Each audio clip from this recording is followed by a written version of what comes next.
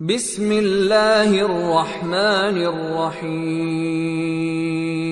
آج ضرورت اس بات کی ہے کہ آپ ایک علمی ماحول بنائیں جس تیزی سے دنیا نفاق کی طرف جا رہی ہے، فسق و فجور کی طرف جا رہی ہے۔ فرمایا آخری زمانے میں لوگوں کو ناخالص کرنے کے لیے شیطان چند حربے لڑے گا۔ اس کا پہلا حربہ یہ ہے وہ گناہ کرنے کی رکاوٹوں کو ختم کر دے گا۔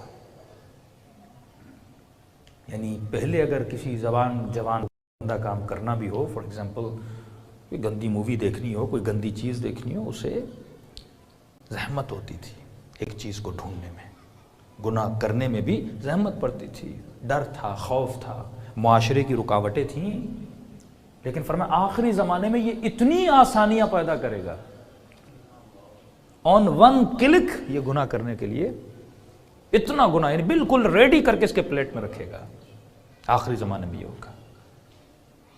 ایسا کیوں ہوگا؟ دوسرا کام بھی کرے گا۔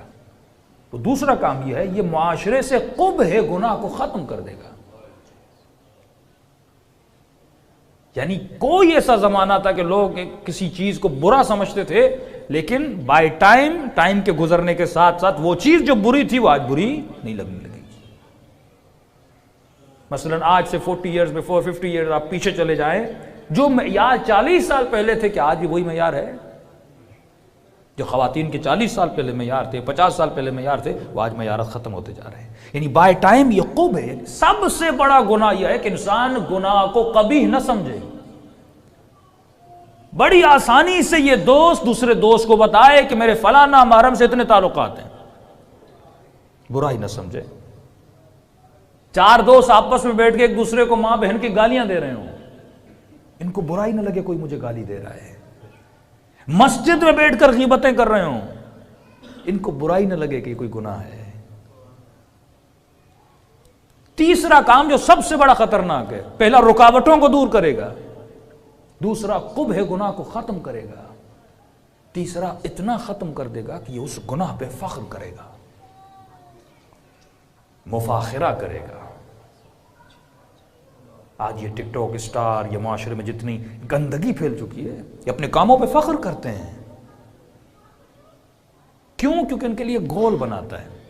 جب معیار میرا یہ ہو جائے کہ مجھے فار ایگزامپل یوٹیوب کا گولڈن بٹن ملے اور سلور بٹن ملے، یہ ایک معیار بنایا نا۔ اب آپ اس معیار کو اچیو کرنے کے لیے آپ کا کانسیپٹ کیا بنا؟ فار ایگزامپل مجھے 1 لاکھ سبسکرائبر چاہیے، جو لوگ سوشل میڈیا میں ایکٹیو ہیں ان کو پتا ہوگا۔ اس نے آپ کے لیے گول بنایا، اس کو انگلش میں گول کہتے ہیں، ہدف بنایا، مقصد اس نے آپ کے لیے مقصد اس نے بنایا، آپ نے نہیں بنایا۔ وہ آپ کے لیے ایک مقصد بنا رہا ہے کہ اگر تم نے 1 لاکھ سبسکرائبر بنا دیے تو میں تجھے سلور بٹن دوں گا۔ اب اس کی تمام جد و جہد کیا ہے کہ مجھے 1 لاکھ سبسکرائبر مل جائیں۔ کیسے ملیں؟ اہمیت نہیں۔ کیا کروں تاکہ ملیں؟ اہمیت نہیں۔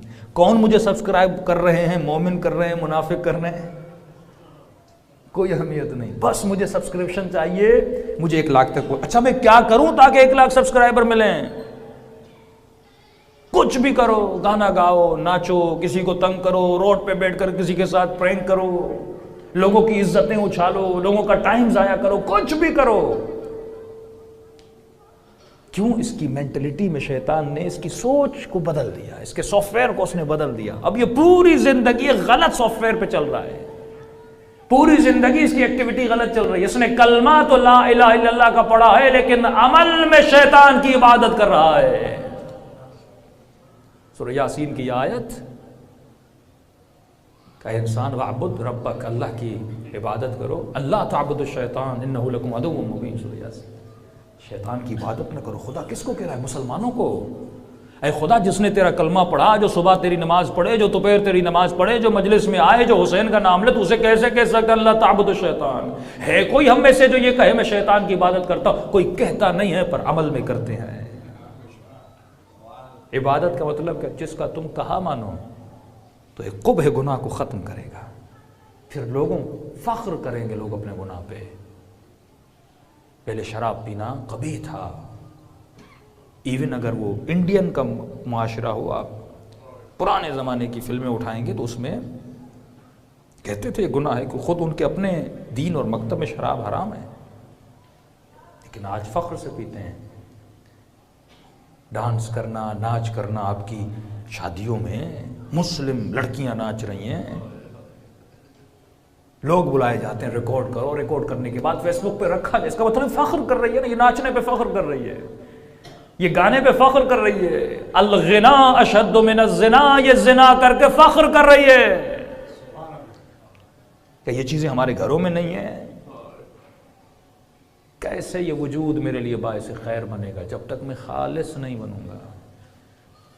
دو چیزوں کی مجھے پرواہ ہے، یا مجھے خدا کی پرواہ ہونی چاہیے یا مجھے لوگوں کی پرواہ ہونی چاہیے۔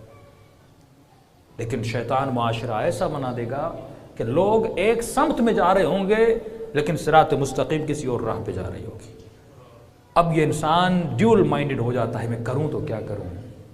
کہیں پر تو مقام امتحان ہے کہ خدا کی سنوں یا بیوی کی سنوں، بچے کی سنوں یا علی کی سنوں، مال کی سنوں یا حسین کی سنوں۔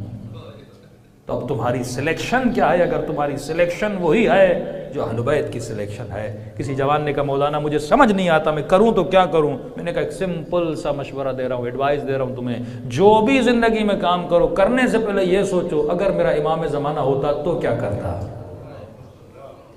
اگر مولا حسین ہوتے تو کیا کرتے؟ کسی کو دیکھ رہے سوچو حسین کیسے دیکھتے، مصلی پہ کھڑے ہو کے نماز پڑھو سوچو حسین نماز پڑھتے تو کیسے پڑھتے، حسین مناجات۔ جب زندگی ان کے سائے میں گزرے گی تبھی زندگیوں میں نور الہی نازل ہو جائے گا۔